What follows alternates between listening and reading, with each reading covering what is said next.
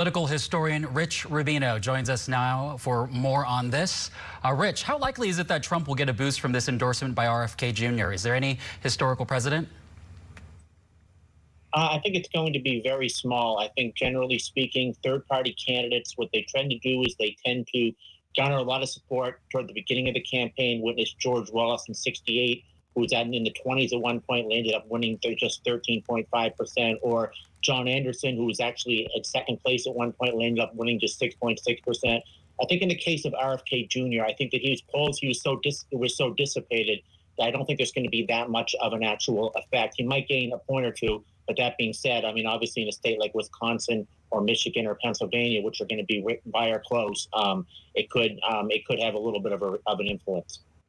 Rich, what are the chances that we could see other third-party candidates drop out soon and endorse Trump or Harris? Very, very slim. If you look at it, you have Cornel West and you have Jill Stein. Now, Jill Stein is a Green Party candidate. She's run twice for governor of Massachusetts, and she's run twice for president.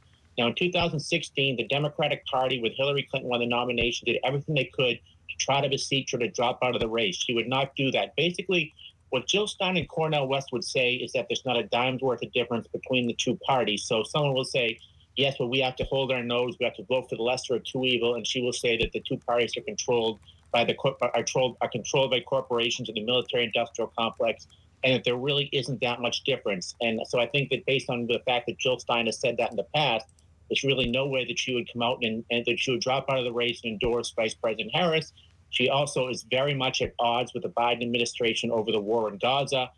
She's very much supports many of the protesters who were at the convention in Chicago. So I think she kind of becomes somewhat of their tribune, if you will.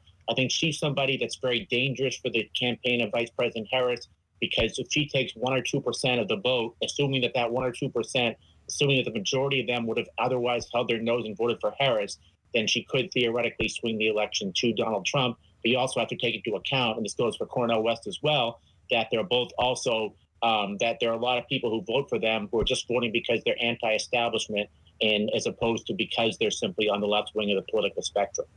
Rich, we know it's not uncommon for enthusiasm for third-party candidates to fade by the late summer.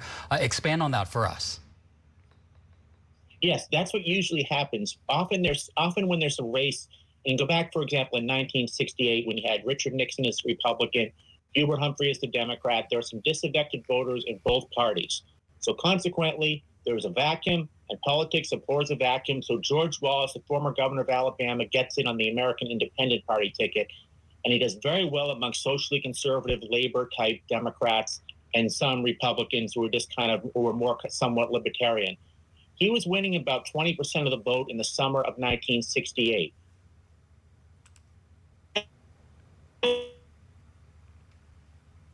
The argument that he didn't win because he's not part of the system. So what happens? Eventually, he grows down. He only wins 13.5% of the vote, which is still pretty good for a third party. He wins 46 electoral votes, and he wins. But every single one of his votes, except save one, was actually every single county was actually in the South. The other one was in Missouri. The other example would be John Anderson in 1980. John Anderson actually is very similar to RFK Jr. in this respect. Just like RFK Jr., John Anderson ran in the primaries. In John Anderson's case, he got absolutely nowhere in the primaries. So instead of dropping out like the other candidates, be it Bob Dole or Howard Baker or George H.W. Bush did, Phil Grain did, he stayed in the race. And he stayed in the race as an independent. And he did not run for re-election in his Illinois district. He spent all of his time doing that. And during the summer of 1980, there were polls that showed him actually in second place in the 20s. Gradually, the Carter campaign made the case that a vote for John Anderson, because there was a vote for Ronald Reagan, because a lot of John Anderson's supporters were those who had supported either Jerry Brown or Ted Kennedy, who would run against him in the Democratic primary that year, who would run against Carter, rather. So gradually, these voters dissipated. Consequently, on Election Day, John Anderson mustered just 6.6% of the vote and didn't come anywhere close to winning a swing state. That's usually the trajectory of a third-party candidate.